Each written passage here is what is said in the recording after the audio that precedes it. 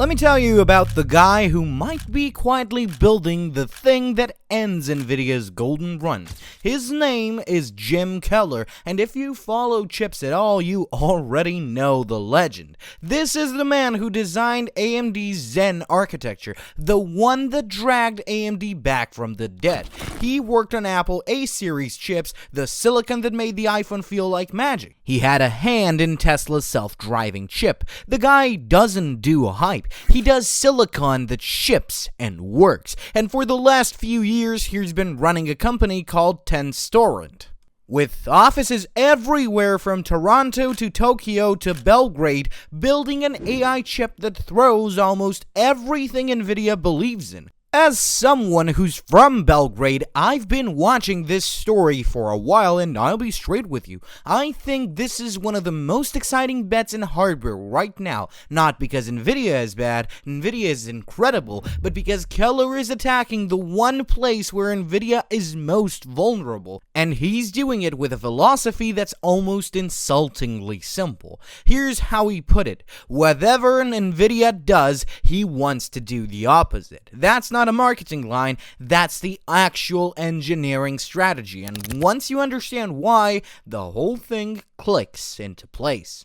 So here's the dirty secret about modern GPUs. A huge chunk of that expensive silicon isn't doing math, it's doing traffic control. GPUs were born for graphics and then got drafted into AI, which means they're built to handle wildly unpredictable workloads.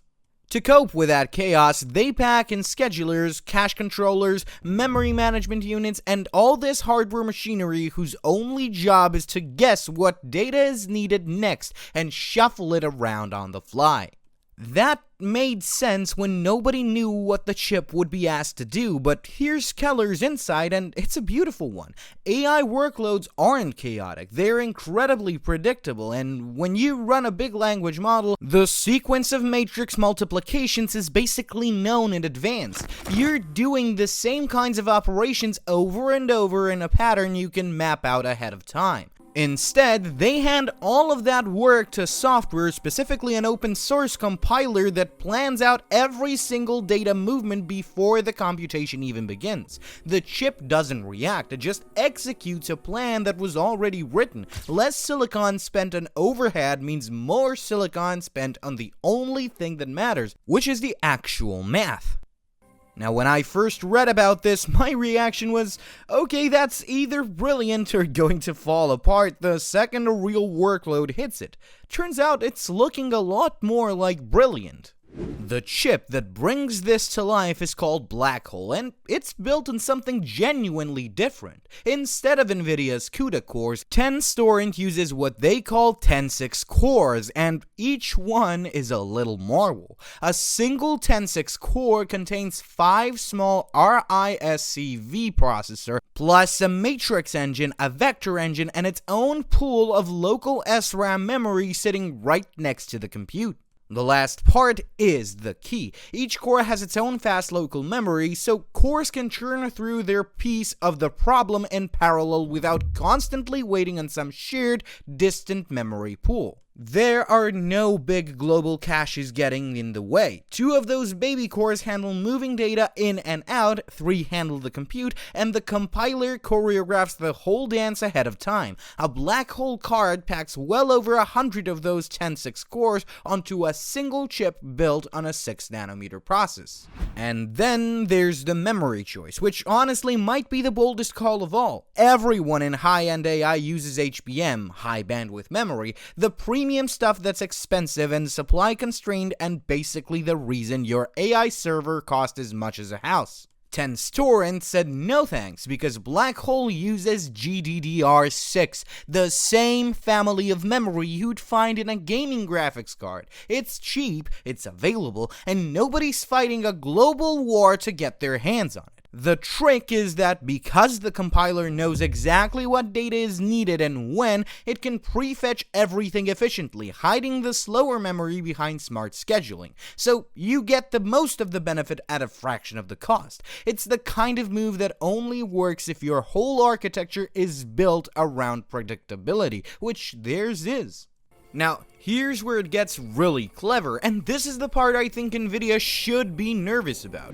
To connect thousands of these chips together, most companies rely on specialized proprietary, eye-wateringly expensive networking gear. Nvidia has NVLink and InfiniBand. That stuff is fast, but it's also a walled garden that locks you in and adds cost at every layer. Tenstorrent baked the networking directly into the silicon. Every Blackhole chip has a high-speed Ethernet built right in. Each chip is both a compute unit and a network router at the same time. There's no separate switching layer to buy. The chips just talk to each other over plain standard Ethernet, the same protocol running the entire internet. This is what makes their server, the Galaxy Blackhole, so interesting. One Galaxy box packs 32 Blackhole chips that behave like a single unified brain, delivering 23 petaflops of FP8 compute, with 6.2 gigabytes of on-chip SRAM, a terabyte of DRAM, and a wall of 800 gig Ethernet ports for scaling out. And because it's all just Ethernet, you don't hit the usual bottlenecks when you connect them. You can chain 4 servers, 16, 36 or more into a supercluster, and it scales cleanly without exotic interconnects. The starting price for one Galaxy server is around $110,000, which in AI hardware land is shockingly reasonable.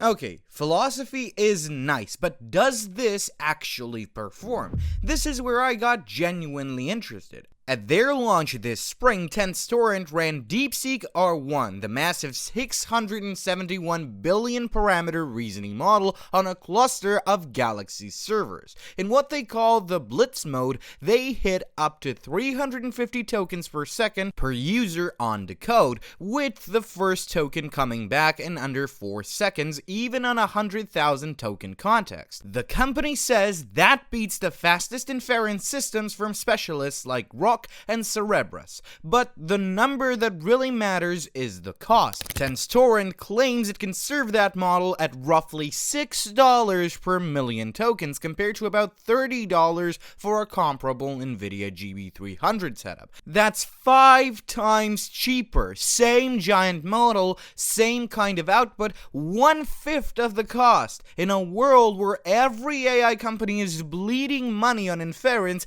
where the bill for actually running these models is the thing keeping CFOs awake at night, a 5 times cost reduction isn't a feature, it's a potential earthquake. And it's not just a one-trick chip either. They've shown it crushing AI video generation too, producing short clips faster than real time. Keller's whole pitch is that one general-purpose Tenstorrent box can do chatbots and video and everything in between without needing to split the work across different specialized hardware.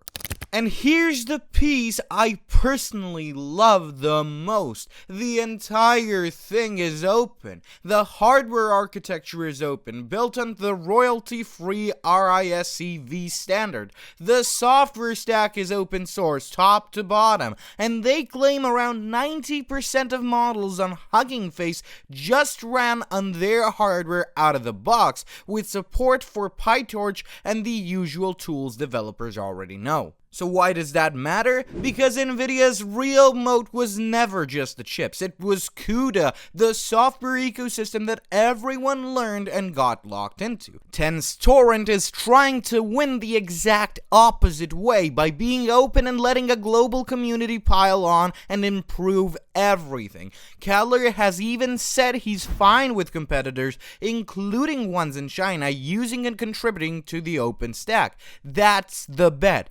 Openness is a weapon, and history says openness tends to win the long game. And sure, I'm positive on this, but I'm not going to blow smoke. There are real risks. Software maturity is the big one, and some developers in the community have grumbled that the SDK isn't fully mature yet, and the enterprises need rock-solid reliability before they bet production systems on it. There was even a moment earlier this year when Tenstorrent quietly downgraded some Blackhole cards from 140 to 120 cores via a firmware update, which raised a few eyebrows about yields. And then there's Keller himself. The man is a legend partly because he's a wanderer. He built something amazing, then moves to the next mountain. Apple, AMD, Tesla, Intel. The worry is whether he sticks around long enough to see this one all the way through. But here's where I land. Keller says his team is committed to crushing everybody at everything, and normally I'd roll my eyes at that. But with this guy, I don't. The architecture is sound, the cost math is real, and the timing is nigh on perfect, because the whole industry is desperate for cheaper inference. Nvidia isn't dying tomorrow, don't get me wrong, but for the first time, somebody has built a credible, radically cheaper, fully open alternative that doesn't just copy Nvidia. It does the opposite, and it works if you care about AI being affordable and not owned by one single company. And this is the most hopeful story in chips right now. I'm rooting for it, and I think you should be watching it closely too.